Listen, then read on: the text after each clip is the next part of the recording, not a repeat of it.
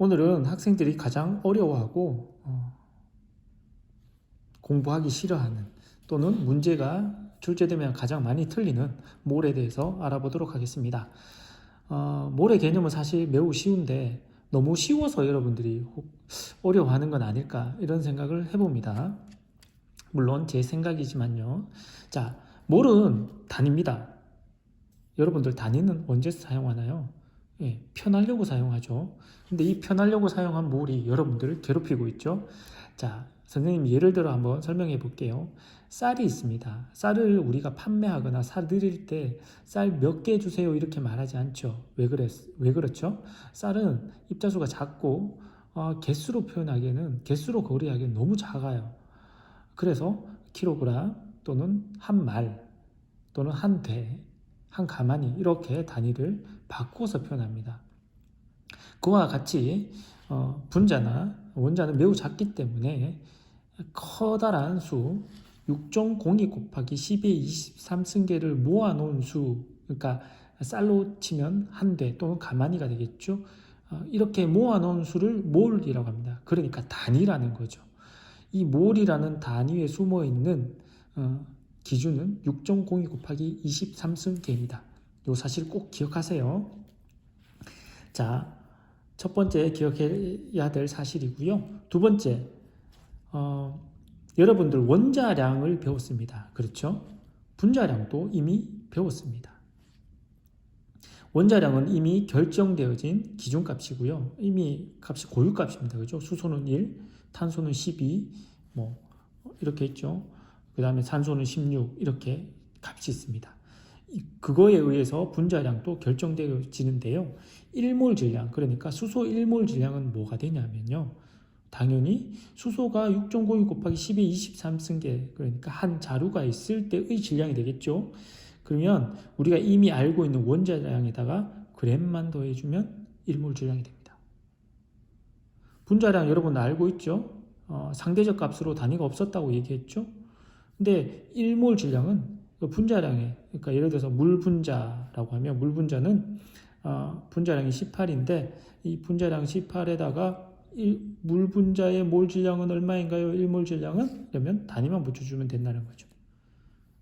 자, 쉽죠? 1몰 질량은 각각 원자량, 분자량, 화학 질량에 단위만 붙여주면 된다. 이거 기억하시면 돼요. 자, 마지막 세 번째 1몰 부피입니다. 부피는 더 쉬워요. 아보가드로라는 사람, 과학자가 0도씨 일기압에서 모든 기체는 종류와 상관없이, 무게와 상관없이, 크기와 상관없이 22.4리터라는 부피를 가지더라라는 규칙을 발견하게 됩니다. 그래서 아보가드로 법칙이라고 하는데 모든 기체는 1몰 부피가 22.4리터가 됩니다. 너무 쉽죠?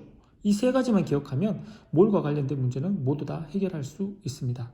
그런데 여러분들 이 개념을 적용을 하는데 너무 헷갈려 해요. 그래서 일단 개념부터 오늘 비유로 다잡아 보도록 하겠습니다.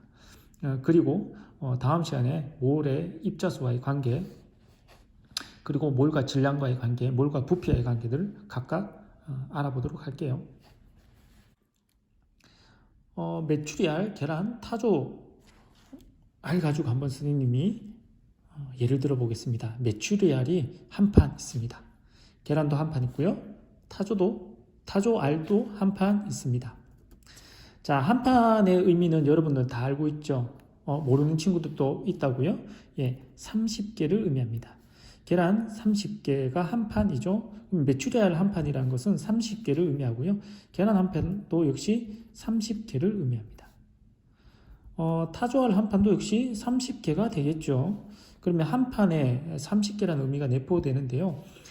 동일합니다. 1몰에는 6.02 곱하기 10의 23승계라는 숫자의 의미가 숨어 있는 것이죠.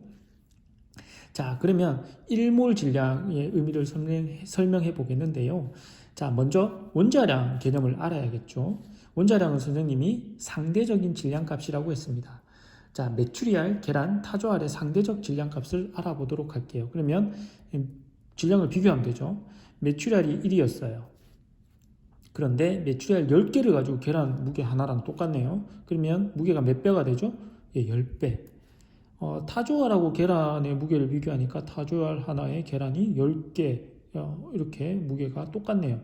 그러면 메추리알보다는 100배 무겁게 되네요. 그러면 무게의 상대값은 1, 10, 100 이렇게 되겠죠. 그러면 메추리알의 상대적 질량은 1, 계란의 상대적 질량은 10, 타조알은 100 이렇게 됩니다. 실제 질량인가요? 아니죠. 비교값이죠. 그래서 단위가 있다 없다? 단위가 없습니다. 단위가 없는데 질량을 어떻게 얘기할 수 있나요? 얘기할 수 없습니다. 그래서 과학기술이 발전해서 저울로 메추리알을 한 개의 질량을 재어보았더니 30분의 1g이라는 질량, 예를 든 겁니다. 30분의 1이라는 질량값이 나왔어요. 그러면 메추리알 한 판의 질량, 그러니까 메추리알 1몰의 질량, 이렇게 다르게 표현하면 1몰의 질량은 얼마가 되나요?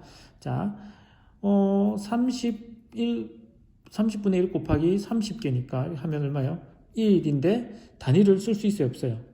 실제 질량을 해줬으니까 1g이 됩니다. 그죠? 그러면 계란은 당연히 몇 그램 될까요? 10배니까 10g. 타조알은 몇 그램 돼요? 실제 질량이 1몰 질량, 한 판 질량이요. 100g 이렇게 되겠죠. 이해되시나요? 여러분들 여기 원자량에다가 단위를 더해준 게 이런 원리에 의해서 단위를 그냥 더해준 거예요. 그냥 단위를 붙이면 1몰 질량이 되는 거예요. 이해되시나요? 한번 좀 곰곰이 생각해 보시기 바랍니다. 부피는요. 이건 얘는 좀 적절하지 않은데 메추리알, 계란, 타조알이 공중에 붕붕 떠다닌다고 상상을 해보세요. 지금 상상이 되나요? 붕붕 떠다니죠? 풍선처럼 붕붕 떠다녀요. 자, 그 상상 속에서 이런 상자가 3개 있습니다. 같은 부피고요. 선생님 그림을 잘 못 그렸는데 여기는 메추리알이 있고요. 여기는 조금 큰 계란이 있고요. 여기는 아주 큰 타조알이 있어요. 그런데 이 같은 공간 안에 개수가 똑같이만 있대요. 이게 일몰 부피라는 거죠.